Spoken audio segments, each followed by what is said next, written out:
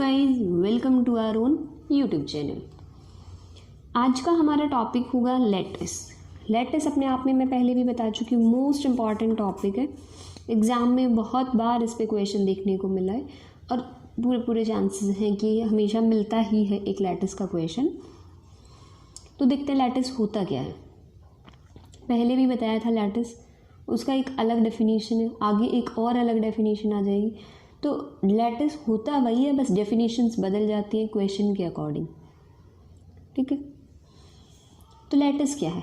Lattice एक पूसेट है L, और ये रिलेशन है poset partially ordered set, partially ordered relation, ये हम डिस्कस कर चुके हैं पहले, जिसमें हर सबसेट जो दो एलिमेंट्स कंटेन करता है, कम से कम वो जो दो एलिमेंट्स जो कंटेन कर रहा है उसका सबसेट, उसका एक लीस्ट अपर बाउंड और एक ग्रेटेस्ट लोअर बाउंड, LUB और GLB हमेशा शॉर्ट फॉर्म लिखेंगे आगे।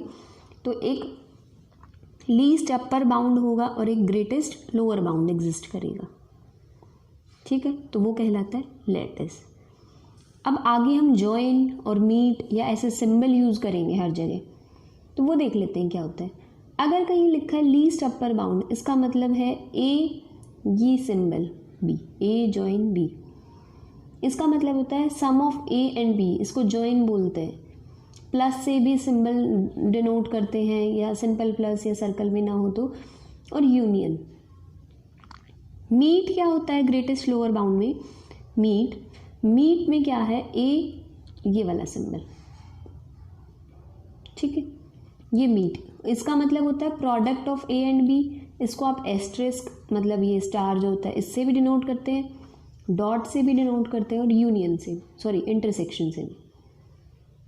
ठीक है, तो lattice is a mathematical structure with binary operation join and meet. कि अगर हम मैथमेटिकली सोचें तो लैटिस क्या है? लैटिस में मतलब लीस्ट अपर बाउंड और ग्रेटेस्ट लोअर बाउंड होना चाहिए उस लैटिस के। मतलब अगर कोई पार्शियली ऑर्डर्ड है, उसके सबसेट है जिसमें दो एलिमेंट्स हैं, तो मीट हो, जॉइन हो, तो हम कह देते हैं वो एक लैटिस है, वो पोसेट। ठीक है, हम पीछे पढ़ के आया था टोटली ऑर्डर्ड सेट या चेन वगैरह जो भी पढ़ा था हमने। हर टोटली ऑर्डर्ड सेट जो है वो लैटिस होता है, लेकिन ये ज़रूरी नहीं है हर लैटिस टोटली ऑर्डर्ड सेट हो। एक लैटिस का एग्जांपल देखते हैं, क्या ये लैटिस होगा या नहीं। एक एलिमेंट, एक सेट है ए, उसमें एक सिंगलटन ए एलिमेंट है, इसका पावर सेट क्या बनेगा? 5, और ये सिंगल एलिमेंट। ठीक है, तो अगर हम इसका डायग्राम बनाते हैं तो वो क्या बनेगा?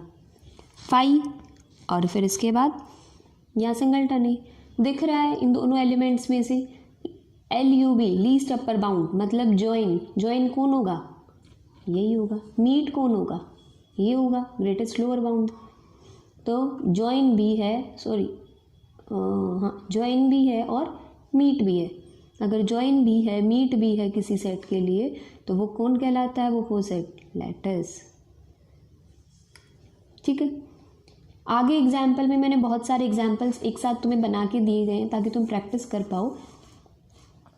एक दो हम डिस्कस करते हैं, बाकी आप खुद से ट्राई करेंगे। नहीं होगा तो मुझे बताएंगे, मैं आपको आंसर भी बताऊंगी। पहले देखो, फर्स्ट पार्ट है, ये तुम्हें दिया गया है, पूछ रहे हैं क्या ये लैटिस होगा या नहीं होगा। एक बार खुद से सोचो, लैटिस क्या होता था? उसका जॉइन एग्जिस्ट करे, उसका मीट एग्जिस्ट करे। ठीक है, मतलब लोएस्ट अपर बाउंड भी हो और ग्रेटेस्ट लोअर बाउंड भी हो। इधर अपर बाउंड कौन दिख रहा है? ई और एफ। क्या ई और एफ का जॉइन एग्जिस्ट करेगा कहीं? कहीं नहीं है। क्या ए और बी का मीट है, लोअर बाउंड है कहीं? नहीं है, मतलब ये कहीं मिल ही नहीं रही। ये नहीं है, ये दोनों मिलने वाले, ये भी नहीं है, मतलब ई और एफ का जॉइन नहीं है, ए और बी का मीट नहीं है। और हमने कहा था जॉइन या मीट में से अगर एक भी नहीं है तो भी वो लैटिस नहीं होगा। यहाँ तो दो कमियाँ हैं इसमें, कि इनके पास जॉइन भी नहीं है और इनके पास मीट नहीं है। तो हमने तो यही कहा था कि हर एलिमेंट का जॉइन भी एग्जिस्ट करे और मीट भी एग्जिस्ट करे, तब हम उस सेट को क्या बोलते हैं? लैटिस। तो क्या ये लैटिस होगा? नहीं। ठीक है, अगर अगला देखें तो क्या ये इसका लैटिस होगा या नहीं होगा। तो तुम्हें देख के पता चल रहा है बी और सी, क्या बी और सी का मीट एग्जिस्ट कर रहा है? क्या बी और सी का मीट एग्जिस्ट कर रहा है, प्रोडक्ट एग्जिस्ट कर रहा है, ग्रेटेस्ट लोअर बाउंड एग्जिस्ट कर रहा है? नहीं कर रहा। जस्ट वेट, ये डायग्राम भी मैंने वैसा बना दिया है आपके लिए। मैं कोड समझाना चाहती थी पहले, वेट। तो आप इसके लिए ये देख सकते हैं कि इन दोनों का कहीं भी मीट एग्जिस्ट नहीं कर रहा है, ग्रेटेस्ट लोअर बाउंड एग्जिस्ट नहीं कर रहा है। इन दोनों के लिए नहीं पता चल रहा है कि क्या मीट होगा। मतलब बहुत सारे ऐसे पेयर दिख रहे हैं तुम्हें कि जिनका यही नहीं पता चल रहा है, जो आपस में कंपेरेबल ही नहीं है, रिलेटेड ही नहीं है, कि ये नहीं पता चल रहा है ग्रेटेस्ट लोअर बाउंड क्या होगा या लीस्ट अपर बाउंड क्या होगा। तो ये लैटिस नहीं। अगर आपको कोई भी एक मिल जाता है, ठीक है, लैटिस नहीं है। आपको सारे पार्ट शो करने की ज़रूरत नहीं है कि इनका ग्रेटेस्ट लोअर बाउंड नहीं है, इनका ये नहीं है, इनका वो नहीं है। अगर एक बी का मिल जाती है, एक भी काउंटर एग्जाम्पल मिल जाता है, कोई प्रॉब्लम नहीं, ठीक है। एक ऐसा एग्जाम्पल देख लेते हैं जो लैटिस हो, क्योंकि अभी तो तुम ये बोलोगे मैम कमियाँ ही निकल रही है। नीचे देख लो, ये है, इसमें देख लो, मान लो कि हर पेयर का 2 एलिमेंट्स वाले सबसेट का लीस्ट अपर बाउंड भी हो, ग्रेटेस्ट लोअर बाउंड भी हो, मतलब जॉइन भी हो और मीट भी हो। बी और सी को ले लो, ई पे ऊपर मिल रहा है, जॉइन है। बी और सी को ले लो तो मीट भी है। सी और डी को लोगे तो ऊपर जॉइन भी है, नीचे मीट भी है, ठीक है। तो हर एलिमेंट के लिए है। बी और डी को अगर तुम लेते हो तो बी और डी का मीट भी है और बी और डी का ऊपर जॉइन भी है। तो 2 एलिमेंट्स का जब भी हमने पेयर लिया है तो मीट भी मिल रहा है, जॉइन भी मिल रहा है, तो ये क्या कहलाएगा? एक लैटिस। ये 9 पार्ट है, आप खुद से ट्राई कीजिएगा। मैं अभी आपको आंसर शो कर देती हूँ, लेकिन आपको आंसर्स पहले नहीं देखने, खुद ट्राई कीजिए। आपको समझ आ रहा है, नहीं आ रहा है कि लैटिस होगा या नहीं होगा, देन उसके बाद आप लोगों को आंसर देखने हैं, ठीक है। अभी मैं आपको दिखा देती हूँ कि इसके आंसर्स क्या होंगे। ये आंसर्स है, कौन सा लैटिस है, कौन सा लैटिस नहीं है, ठीक है। मैंने एक काउंटर एग्जाम्पल भी दे रखा है कि रीज़न साथ में लिख दिया। किसी में ज़्यादा भी है, लेकिन एक दो लिख दिए सब में। जो लैटिस है उसमें तो काउंटर एग्जाम्पल की ज़रूरत ही नहीं, इसका मतलब हर पेयर का जॉइन और मीट एग्जिस्ट कर रहे हैं, ठीक है। नेक्स्ट आता है ट्रांजिटिव क्लोजर। ट्रांजिटिव क्लोजर क्या होता है? The transitive closure of a relation R is the smallest transitive relation containing are.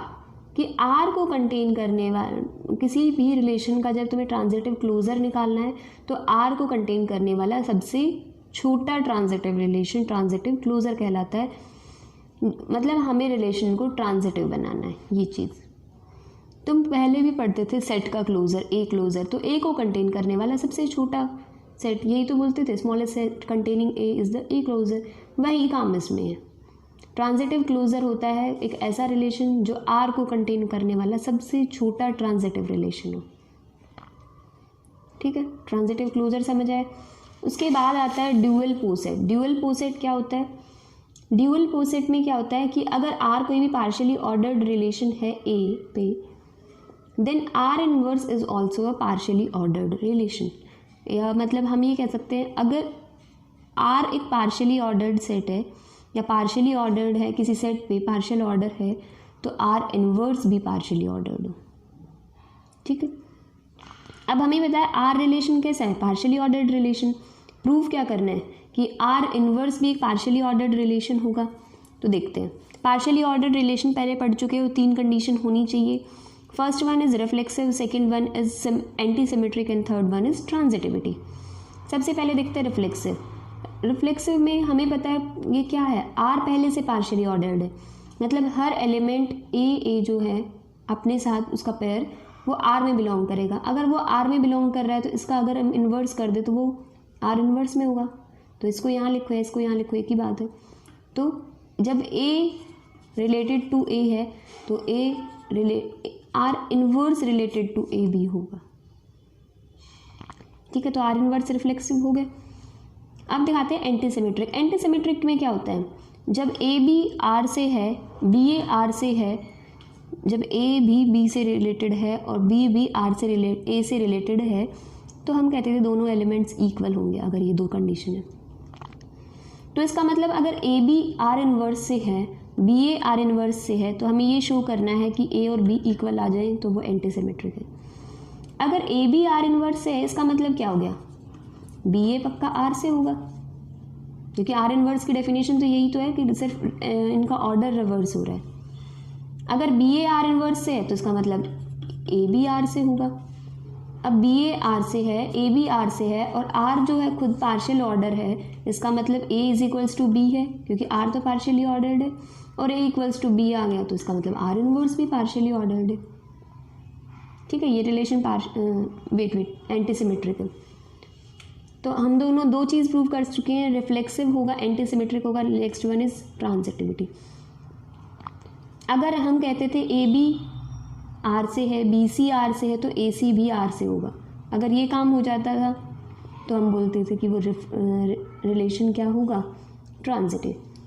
अभी लेके चलते हैं, बी ए आर इनवर्स से है, सी बी आर इनवर्स से है और हमें प्रूव करना है सी ए वो भी आर इनवर्स से हो। ठीक है, तो देखते हैं कैसे होगा।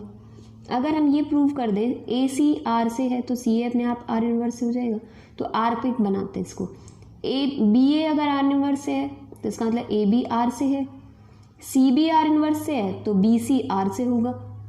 A B belongs to R, B C belongs to R, R तो पार्शियली ऑर्डर्ड है, इसका मतलब ए सी आर से होगा। अगर ए सी आर से है तो सी ए आर इनवर्स से होगा। यही चीज़ हमें प्रूव करनी थी। ठीक है, अगर विजिबिलिटी में प्रॉब्लम है तो एक बार दोबारा देख लीजिए।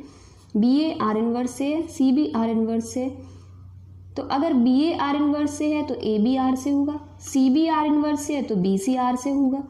ए बी आर से आ गया, बी सी आर से आ गया, तो इसका मतलब ए सी भी आर से होगा। क्यों? क्योंकि आर तो पार्शियली ऑर्डर्ड दे रखा है, प्रूव तो आर इनवर्स करना है।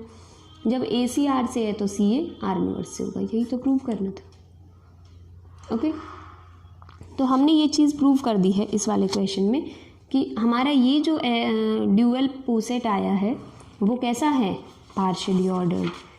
तो आर इनवर्स कैसा रिलेशन हो गया है, पार्शियली ऑर्डर्ड रिलेशन। तो पोसेट ए आर इनवर्स क्या कहलाएगा, ए आर का ड्यूअल। ठीक है, तो R inverse is the dual of the partial ordered R. ठीक है, तो नेक्स्ट टाइम ये कुछ थ्योरम है इंपॉर्टेंट वो करेंगे। आज के लिए इतना ही रखते हैं। Thank you guys for watching my video. If you like it, please like, share and subscribe my channel. If you have any doubt, any query, you can message me on Instagram or ask your question in the comment section also. Thank you guys.